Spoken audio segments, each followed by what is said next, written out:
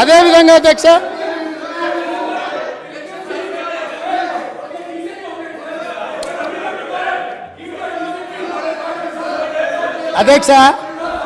ఒకవేళ ఈ party form హౌజ్లో 4,250 రూపాయలకు వడ్లు అమ్మలేదు అని అంటే నేను విచారణకు ఆదేశిస్తే వాళ్ళు ఒప్పుకుంటారేమో అడుగున్నారు అధ్యక్ష. అదేవిధంగా అధ్యక్ష విద్యుత్ వినియోగం గురించి దేశంలోనే తెలంగాణ మొదటి స్థానాన్ని సాధించిందని పదే ప్రభుత్వం గొప్పలు చెప్పుకుంటుంది అధ్యక్ష. వినటోడు చెవిటోడు అయినా వినటోనికి ఇంతనని ఉండాలని చెవులు వేసుకొని వాళ్ళు చెప్పొచ్చు.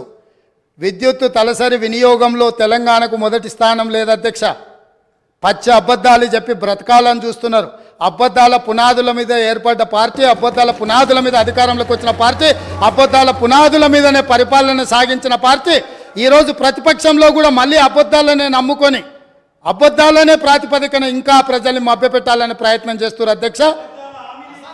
వాస్తవంగా కేంద్ర విద్యుత్ శాఖ ఆధ్వర్యంలోని సెంట్రల్ ఎలక్ట్రిసిటీ అథారిటీ వార్షిక నివేదిక 2023 ప్రకారము తెలంగాణ రాష్ట్రం విద్యుత్ తలసరి వినియోగంలో 10వ స్థానంలో ఉంది అధ్యక్ష. మొదటి స్థానానికి 10వ స్థానానికి ఎంత తేడా ఉంది అధ్యక్ష? ఇవాళ రాష్ట్రాలే కాదు, యూనియన్ టెరిటరీస్ కూడా ఒకవేళ చెప్పమంటే నేను చెప్తా అధ్యక్ష. మొట్టమొదటి దాద్రా అండ్ నగరీ హవేలీ 12,250 యూనిట్లతో మొదటి స్థానంలో ఉంటే డయ్యూ డామన్ 5,914 యూనిట్ల రెండవ స్థానంలో ఉంది అధ్యక్ష. రాష్ట్రాలను తీసుకుంటే గోవా, పంజాబ్, ఒడిశా, గుజరాత్, ఛత్తీస్గఢ్, హర్యానా, పుదుచ్చేరి తర్వాత తెలంగాణ రాష్ట్రం ఉంది అధ్యక్ష. తలసరి విద్యుత్ వినియోగంలో తెలంగాణ రాష్ట్రం మొదటి స్థానంలో లేదు, వాళ్ళు అబద్ధాలు చెప్పినట్టుగా. తలసరి విద్యుత్ వినియోగంలో 10వ స్థానంలో ఉంది. ఇప్పటికైనా అబద్ధాలు చెప్పడం మానాల్సిందిగా ఆ పక్ష సభ్యులకు చెప్తున్నా అధ్యక్ష. అదేవిధంగా అధ్యక్ష ఈరోజు మేము నీళ్ళు ఇచ్చాం అని చెప్పుకుంటున్నారు అధ్యక్ష. 1 కోటి ఎకరాలకు నీళ్ళు ఇస్తే కాళ్ళ ద్వారా నీళ్లు బారితే ఎక్కడైనా పంపు సెట్లు పెరుగుతాయి అధ్యక్ష? మీరు చెప్పండి.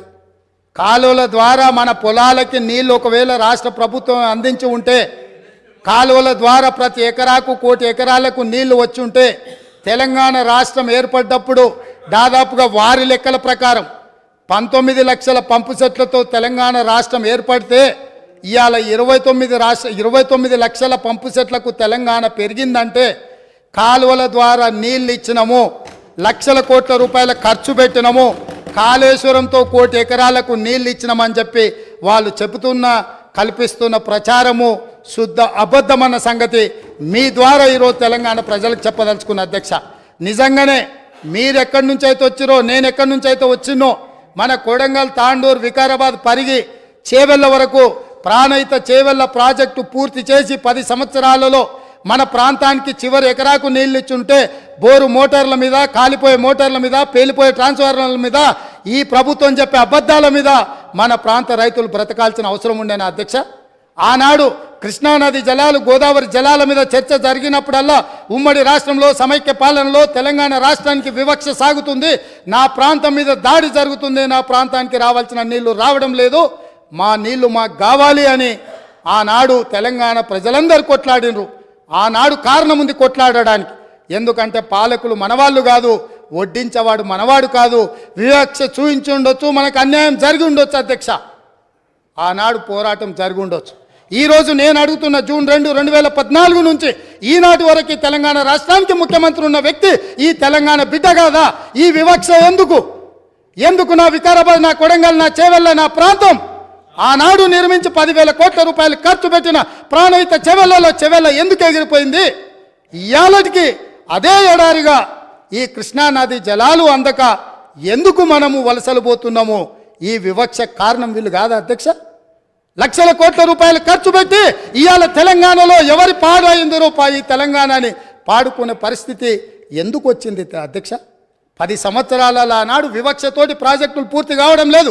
కల్వకుర్తి, భీమా, కోయిల్పాడు, నెట్టిన్ సాగర్, ప్రాణహిత చేవెళ్ళ నుంచి మొదలు పెడితే దేవాదుల, శ్రీరామ్ సాగర్, ఇందిరా సాగర్, శ్రీరామ్ సాగర్లో కూడా వివక్ష జరిగిందని ఆనాడు సాగునీటి ప్రాజెక్టుల మీద మాట్లాడుకున్న మనం ఈ 10 సంవత్సరాలల్లా ఈ ప్రాజెక్టులు 100% పూర్తి ఎందుకు కాలేదు, ప్రాణహిత చేవెళ్ళ ప్రాంతానికి నీళ్ళు ఎందుకు రాలేదని మీ ద్వారా వాళ్ళని నిలదీస్తున్న అధ్యక్ష.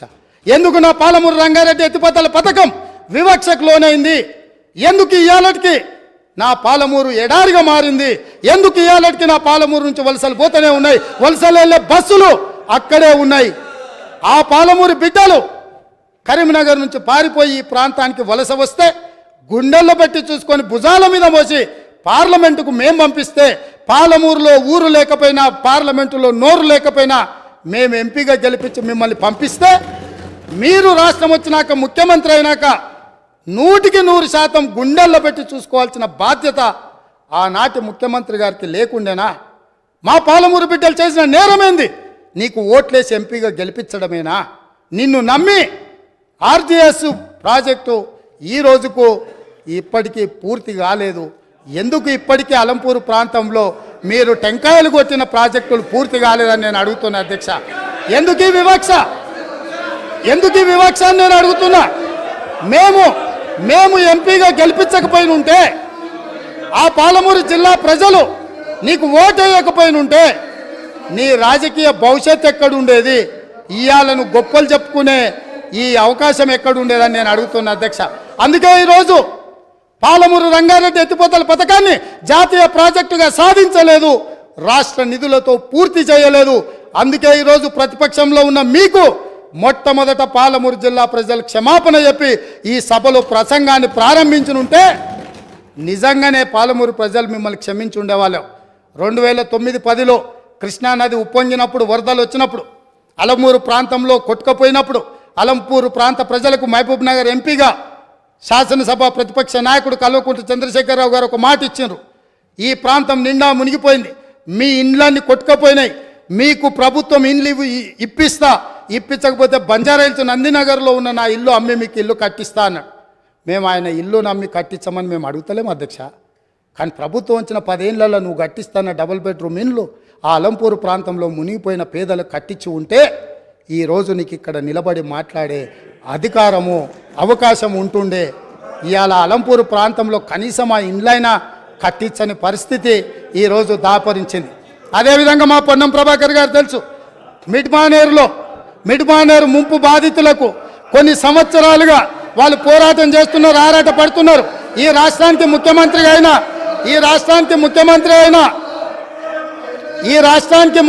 అయిన చంద్రశేఖరరావు గారు మిడ్మానేరు ప్రాంత పర్యటనకు పోయిండు. ఏం మాట్లాడిండు? రాజన్న ఆ ప్రాజెక్టులకు అక్కడికి వెళ్ళి, నేను మీ ఊరు అల్లుడిని, మీరు మిడ్మానేరులో ముంపు బాధితులు, మీ అల్లుడు ఈరోజు తెలంగాణ రాష్ట్రానికి ముఖ్యమంత్రి అయిండు, మీకు అందరికీ న్యాయం చేస్తా, మీకు R&R ప్యాకేజ్ ఇస్తా, మీకు ఇండ్లు కట్టిస్తాని స్వయంగా తెలంగాణ రాష్ట్ర ముఖ్యమంత్రిగా నాడు చంద్రశేఖరరావు గారు అక్కడికి వెళ్ళి మాట ఇచ్చిండ్రు. నేను ఈరోజు మిమ్మల్ని అడుగుతున్నా అధ్యక్ష, ఈ రోజు వరకు వాళ్ళు మళ్ళీ అదే వంట వార్పు చేస్తున్నారు, అదే రాస్తారోకలు చేస్తున్నారు, అదే ధర్నాలు చేస్తున్నారు. ఇదే పోలీసులు ఉమ్మడి రాష్ట్రంలో లాఠీ చార్జ్ చేసిన పోలీసులు వాళ్ళ మీద లాఠీ చార్జ్ చేస్తున్నారు. మా మంత్రి పొన్నం ప్రభాకర్ గారు ప్రతి నెల నిరసన కార్యక్రమాన్ని ఇప్పటి వరకు నిరసనలు కొనసాగిస్తూనే ఉన్నాడు. అన్నీ ఉన్న అల్లుడు నోట్లో శని ఉందన్నట్టుగా ఆ మిడ్మానేరు ముంపు బాధితులకు 10 ఏళ్ళైనా న్యాయం జరగలేదు. ఇది న్యాయమా? ఇదేనా ఈ రైతులను ఆదుకునేదని నేను అడుగుతున్నా అధ్యక్ష. అదేవిధంగా R&R ప్యాకేజీలో ఇండ్లు కోల్పోయిన వాళ్లకు, పేదవాళ్లకు ఇండ్ల పట్టాలు ఇస్తారు అధ్యక్ష. ఆ ఇండ్ల పట్టాలు రాజ్యసభ సభ్యులు జోగిన్పల్లి సంతోష్ కుమార్ 250 గజాలు ఇండ్ల పట్ట వారి పేదోడి కింద పట్ట తీసుకున్నాడు అధ్యక్ష. వారి సోదరిమణి నేను పేరు ప్రస్తావించదలుచుకోలేదు. ఎప్పుడో పెళ్ళైపోయి అత్తగారింటికి వెళ్ళిపోయినా వారి సోదరిమణికి కూడా ఇళ్ల పట్టాలు ఇచ్చారు అధ్యక్ష తెలంగాణ రాష్ట్ర ప్రభుత్వంలో. R&R ప్యాకేజ్ పేదలకు, అత్యంత నిరుపేదలకు ఇవ్వాల్సిన ఈ ప్యాకేజీలో ముఖ్యమంత్రి గారి కుటుంబమే నిబంధనలను ఉల్లంఘించి R&R ప్యాకేజ్లో ఇండ్ల పట్టాలు కూడా తీసుకున్నారంటే, ఇంకా కూడా అక్కడ నిలబడి మమ్మల్ని దోషులుగా నిలబెట్టడానికో, ఉమ్మడి రాష్ట్రంలో సమైక్య పాలనలో జరిగిన తప్పిదాల గురించి ప్రస్తావించి మమ్మల్ని నిలదీయాలన్న ఆలోచన ఇది ఏ మేరకు సమంజసము అధ్యక్ష? మీరు ఒక్కసారి ఆలోచన చేయండి. అందుకే అధ్యక్ష నేను అనేది, ఒక్కసారి ఈ సభలో మాట్లాడాలి అంటే ఆత్మ పరిశీలన చేసుకోండి, గుండెల మీద చెయ్యి పెట్టుకోండి. మేం మాట్లాడుతున్న దాంట్లో న్యాయం ఉందా? మేం మాట్లాడుతున్నది ప్రజలు గమనిస్తున్నారు. ప్రజలు ఇంకా మమ్మల్ని ఇక్కడికైనా ఉంచినరు, ఇది కూడా ఉండాలనా లేదా అని ఇవాళ మీరు ఆలోచన చేయాల్సిన అవసరం ఉంది అధ్యక్ష. అదేవిధంగా కాంగ్రెస్ పార్టీ గురించి, ఇందిరమ్మ రాజ్యం గురించి, ఇందిరమ్మ రాజ్యం అంటే ఇదా అదా అని వారు మాట్లాడారు. ఇందిరమ్మ రాజ్యం అంటే రైతు రుణమాఫీ అధ్యక్ష. ఇందిరమ్మ రాజ్యం అంటే